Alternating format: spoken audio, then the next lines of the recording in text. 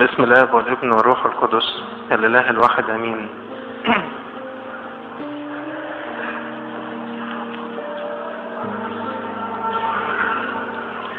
مشتاق ان اكلمكم عن موضوع المسيح طبيبنا الشافي،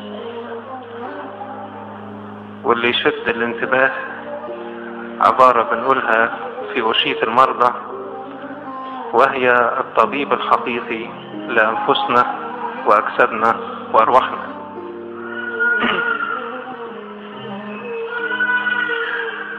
يمكن لما بنشوف إنسان اتخرج من كلية طب نلاقي أهله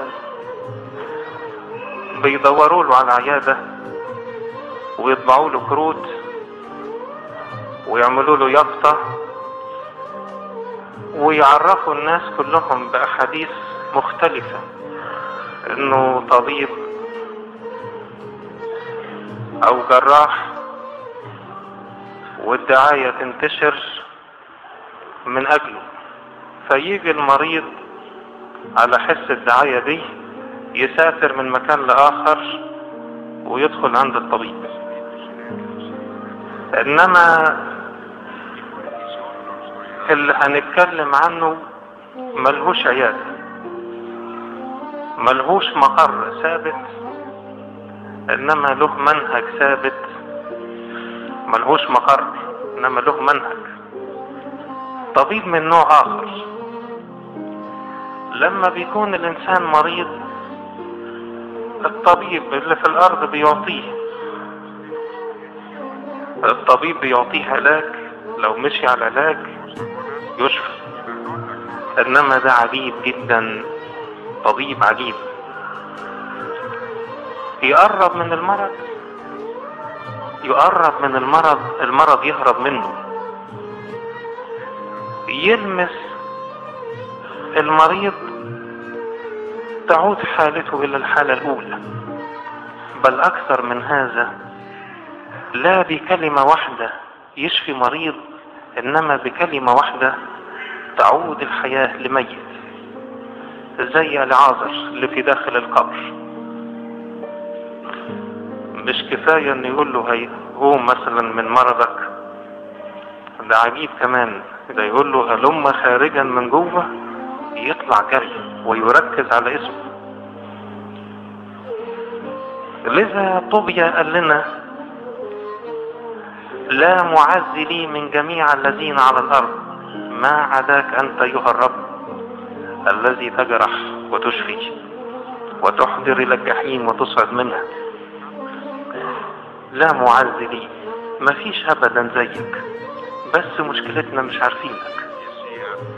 ده انت طبيب قريب جدا من الانسان، بس الانسان دايما بيأجل معرفته بيك. لا معز لي من جميع الذين على الارض. انت اللي بتجرح، وانت اللي بتداوي، وانت اللي بتعلي، وانت اللي بتنزل من تحت وتطلع. الطبيب ده ما بياخدش اجر، الطبيب السماوي ما بياخدش اجر، انما له منهج. منهجه قصبة مردودة لا يقصف، وفتيلة مدخنة لا يطفئ. تجيله وانت دايب تمام، عبارة عن شعلة كادت ان تطفئ، انما هو يقدر يشعلها، يديها زيت، يديها حياة، يديها اضاءة. هو امكانياته جبارة. لكن هذا الطبيب كشفه بالمجان.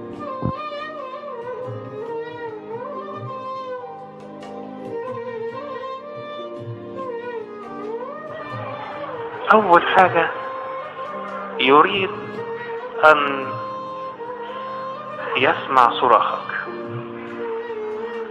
ويريد ان يرى ايمانك، ويريد ايضا ان يرى اعماقك. اذا توفرت الثلاثة دول هو عمله كطبيب كأنك بتستدعيه فورا، كأنك بتستدعيه. له رغبة يسمع صراخك بالرغم ان عارفك مريض، سواء كنت مريض روحيا او نفسيا او جسديا، انما تصرخ له علشان خلقك حر، احترم حريتك ولم يقيدك بشيء سوى الحرية فقط. لم يقيدنا الرب بحاجة في الارض غير الحرية، فيسيبك تصرخ، يجي جنبك يشوف ايمانك في الصراخ، يشوف عمقك من خلال الصراخ، تلاقي حالتك عادت الى الحالة الاولى في البر او في القداسة وفي النقاوة وفي الصحة كمان الجسدية بترتيب منه.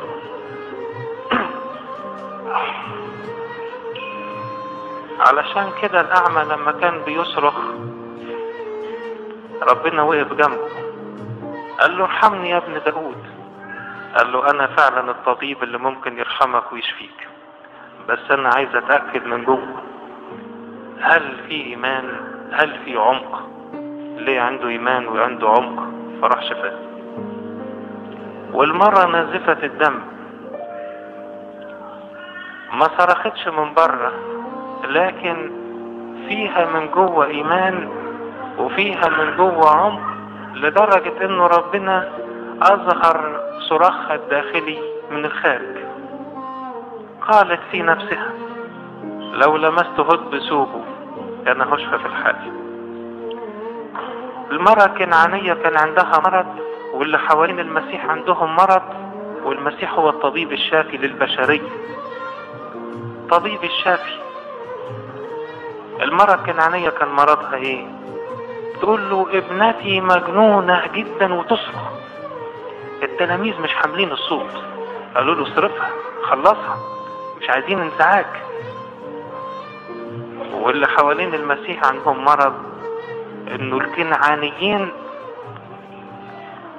دول عبارة عن امميين، والامميين بالنسبة لليهود كلاب، مش اولاد ابراهيم، مش اولاد الملكوت، مش اولاد ربنا.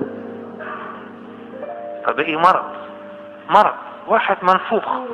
انت مين؟ يقول له انا ابن فلان الفلاني، انا ابن ابراهيم، يعمل اي اعمال وابن ابراهيم، اعماله كلها تخلو من اعمال الناموس والحب، لكن النسب ابراهيم.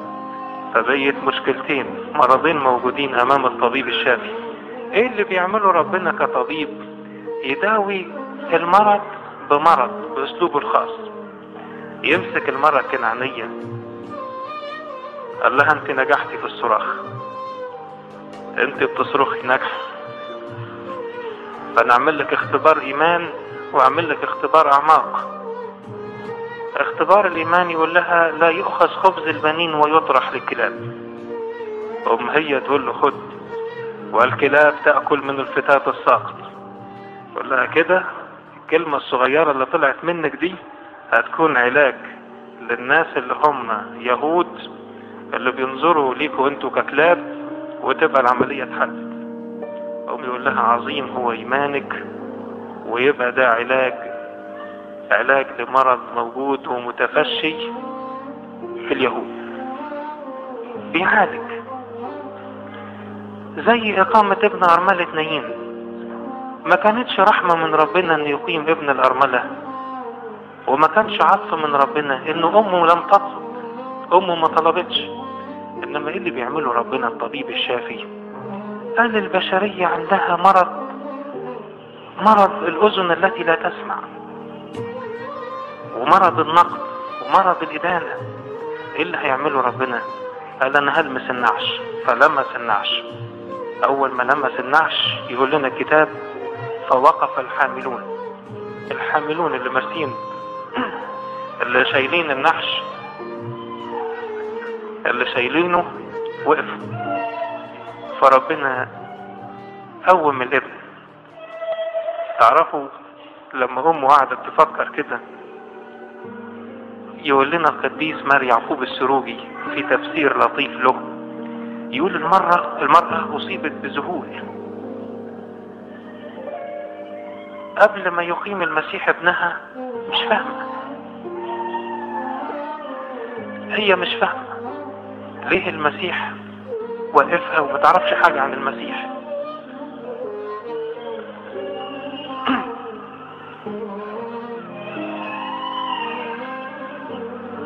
ليه واقفها المسيح؟ مش فاهمة ليه.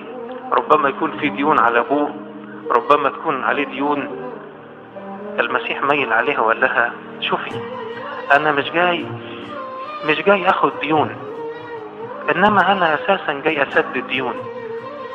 اليهود والكتبة والكهنة ورؤساء الكهنة كلهم عندهم مرض. ايه المرض؟ عدم السماع. انا اخترت ابنك وهو ميت عشان لما امره ويسمع يكون علاج للناس اللي موجودين. يعني لما يقول له مثلا يا ايها الشاب لك اقول قم، ويبتدي الشاب يقوم، ده ميت وسمع، ده عار على الحي. انت وحي ما بتسمعش واللي ميت بيسمع، هو ده العلاج. طبيب عجيب في فكره، عجيب في علاجه، ويختار الوقت المناسب والاسلوب المناسب. انما مين اللي يستجيب؟ طبيب يسمع الصراخ، يرى الايمان، يرى الاعماق.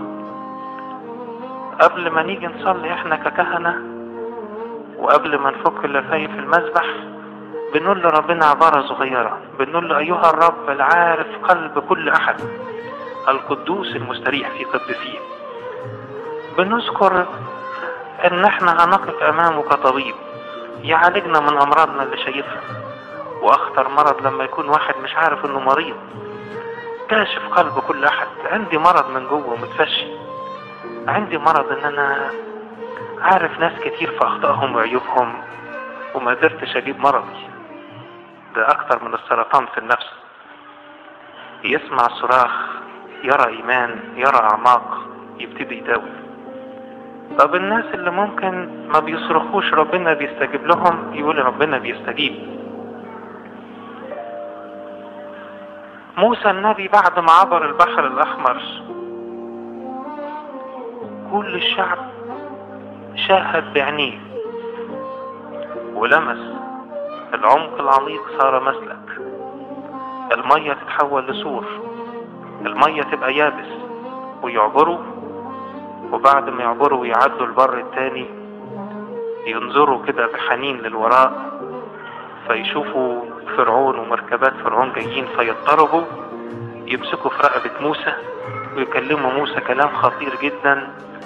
موسى يبص عليهم كده ويقول لهم الرب يقاتل عنكم وأنتم تصمتون. الكتاب يقول لنا بعدها مباشرة فنادى الرب موسى وقال ما لك يا موسى تصرخ إلي؟ يا رب انت جبت الصرخة دي من فين؟ ده احنا ما قريناهاش في الكتاب. يقول اصله ايمانه واعماقه من جوه وصراخه اللي جوه انا شايفه. ده انا طبيب. ده الطبيب الماهر لما يجي يضرب المشرط يجيب الحتة بالظبط، يعرف على قد امكانياته، لكن ده هو الخالق والطبيب في نفس الوقت. فقال له ما لك تصرخ إلي؟ صرخة وصلت لأذن ربنا، فقال له خلاص يا موسى أنا هسندك. وفعلا سند موسى وقاد المسيرة.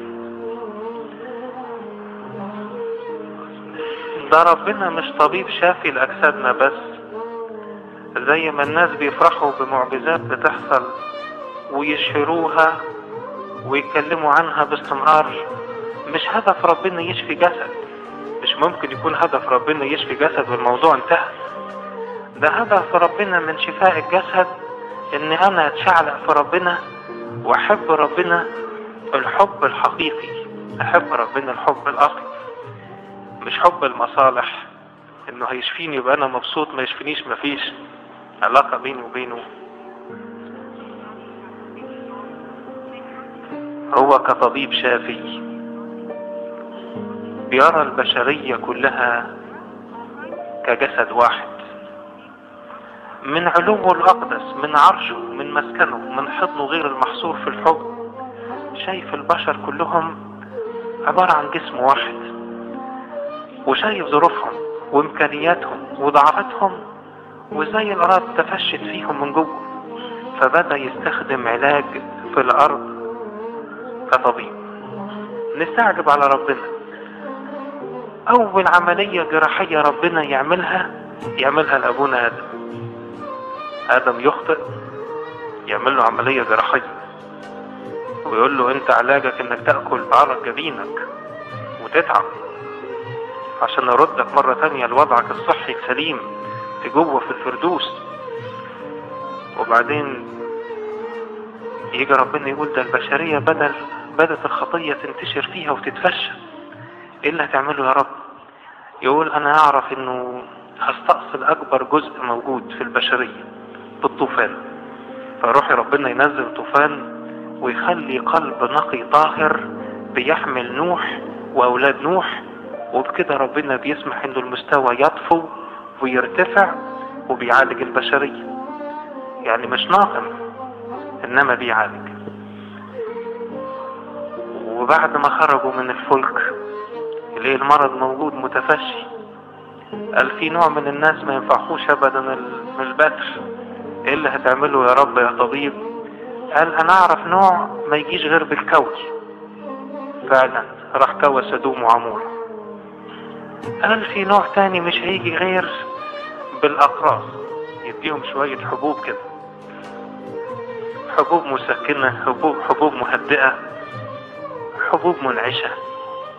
فبعت لهم البطاركة زي ابونا ابراهيم وزي ابونا اسحاق، بعت لنا ابونا يوسف العفيف، بعت لنا موسى النبي، بعت لنا يشوع، بعت لنا الكهنوت الهاروني، بعت لنا خيمة الاجتماع، بعت لنا امكانيات كبيرة جدا كطبيب.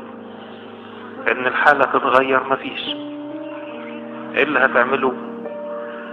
قال انا قدرت اعمل، حاليا عملت كل ما يمكن عمل. قال انا حاولت اربط البشرية بكل الادوية اللي قال عنها القديس غرغوريوس، ربطني بكل الادوية المؤدية للحياة، اعطيتني الناموس عونا واداني الوصايا، كل ده من اجل المرض. انما محبة ربنا كطبيب نظر من علوه ولقى الحالة كلها محتاجة لعلاج.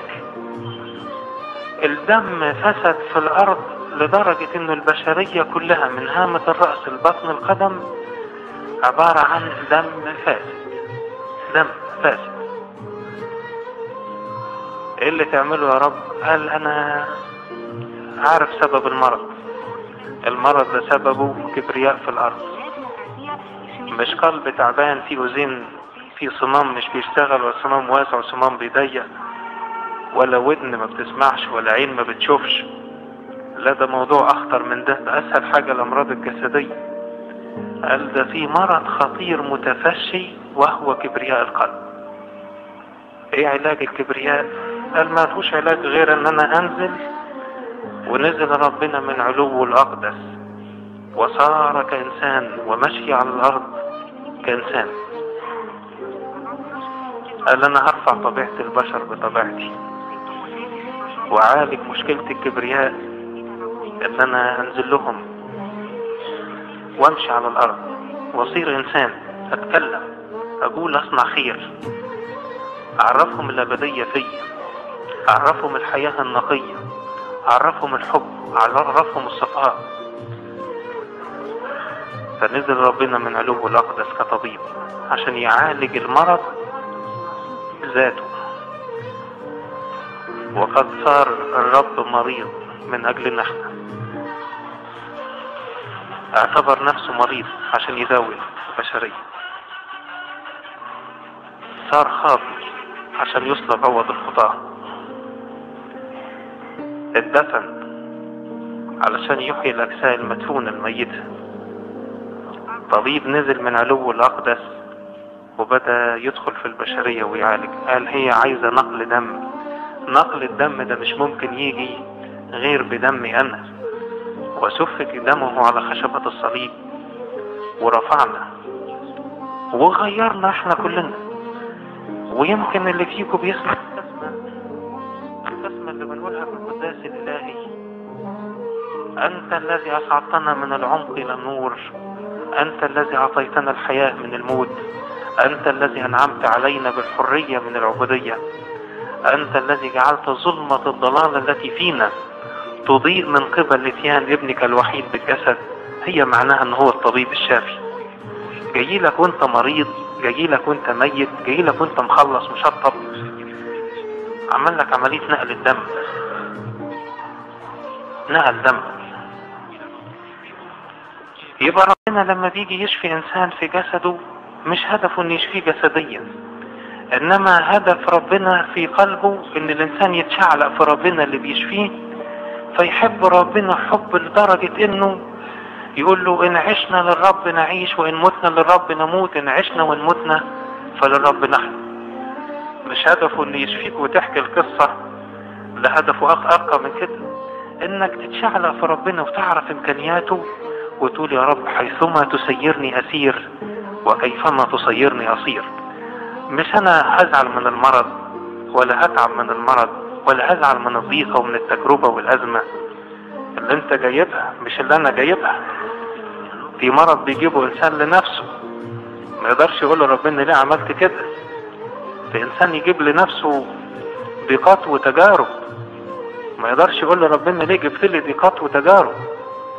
انما الانسان اللي هو ماشي في يد ربنا وذاق طعمه كطبيب يقول له ده انا مستعد لاي مرض، بس مستعد انك انت اللي تداوي وتشفي في الزمن المناسب، او تكلمني في الابدية برضو في الزمن المناسب عندك.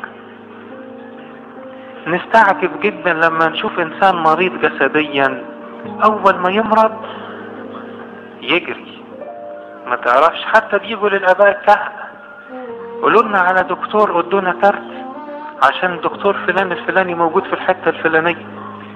مين جه علشان يقول اذكر فلان ده على المذبح، وتكون الطلبة دي صرخة من القلب ومن العمق عشان يتذكر على المذبح. ده كتير بيجوا بينسوا انهم مرضى روحية. ده الواحد بيشتهي ان يجي له واحد يقول له اذكر ابني تعبان روحيا. لا يمكن يجي واحد يقول تعبان روحيا، اللي عينه تعبانة واللي مش قادر يفرد ظهره واللي رجله واللي عنده ضيقة مادية، لكن يجي واحد يقول انا حالتي الروحية تعبانة وتستدعي ذكري على المذبح او التصاقي بالرب. ظنيا اللي بيذكر كده. انا هسألكم سؤال وانتوا تجاوبوه من جوه. لما الانسان يكون مريض جسديا وربنا يشفيه سواء بصراخه او ايمانه او اعماقه، بعد ما يشفيه مش هيقضي زمان حياته على الارض في فترة زمنية وتنتهي، ولا يعيش برضه؟ هينتهي. فاذا كان هينتهي فليه ما تكونش طلبته ملكوت الله وبره اولا؟ ليه ما تكونش الطلبة اليتيمة اللي نطلبها دايما ملكوت الله اولا وملكوت الله الساكن فينا من جوه؟ ده الشيخ الروحاني يقول لربنا اعطنا يا رب ان ندخل بك الى هيكل انفسنا فنراك يا ذخيرة الحياة المخفية. بس ندخل بيك انت ونشوفك انت فينا احنا، ندخل جوه نلاقيك انت معانا. لما الانسان هياخد فترة من الزمن وربنا بيشفيه ويتحلل الجسد الى تراب وتعود حياته، تعود طبيعته الى الطبيعة الاولى اللي هي التراب، يجب انه يتمتع في زمان حياته على الارض بالعشرة الطويلة التي لا تنتهي بالطبيب الشافي.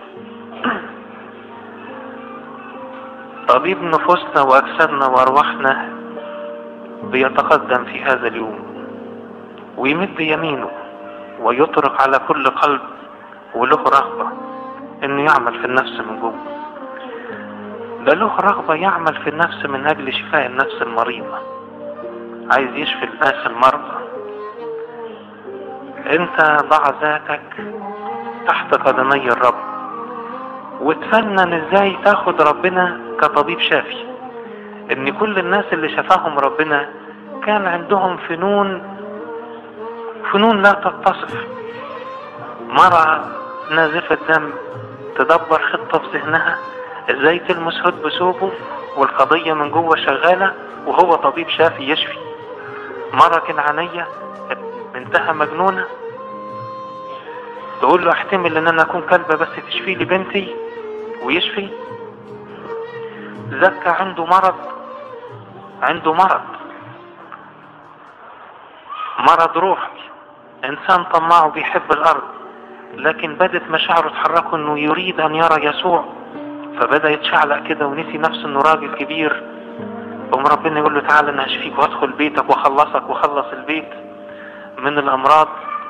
اللص اليمين شعر انه امام قوة جبارة، الفرصة.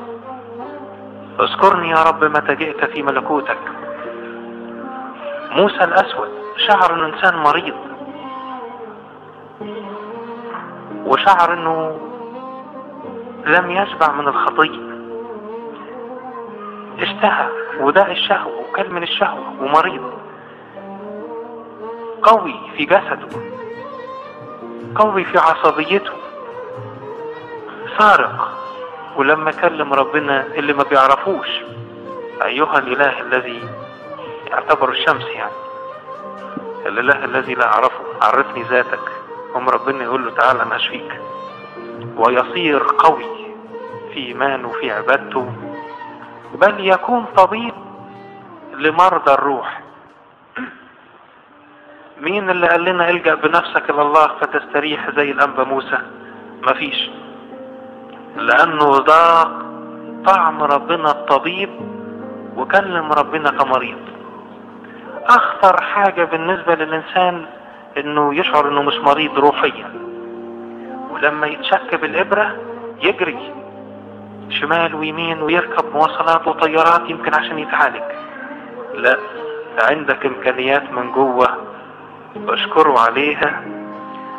عندك يمكن مرض روحي طالب ان ربنا يدخل كده بكامله بقوته بقدرته ويشفيك من مرضك الروحي. ايه مرضنا الروحي؟ مرضنا ان ربنا مش ساكن جوه.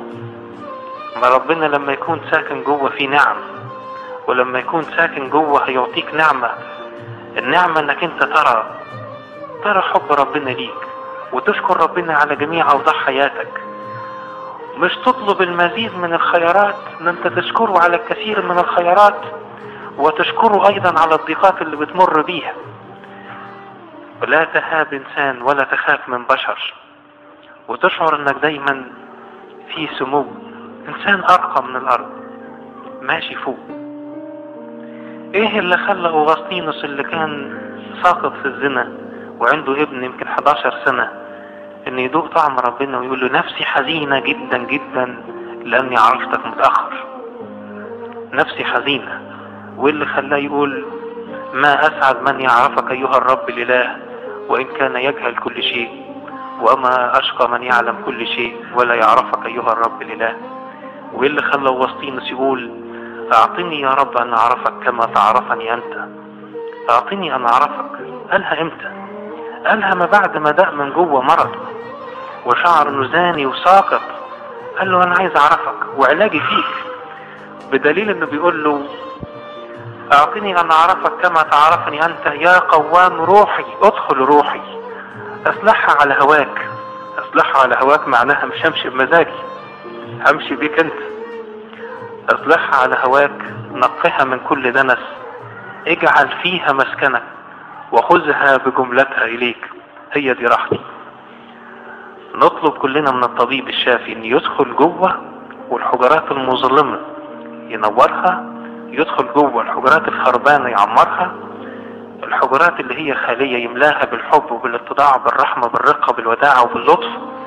يدخل جوه ويربطنا كلنا برباط الحب الصادق الامين، ونهتف كلنا انه قلب نقي اعطنا يا رب، له كل مجد وكل اكرام الى ابد الابدين.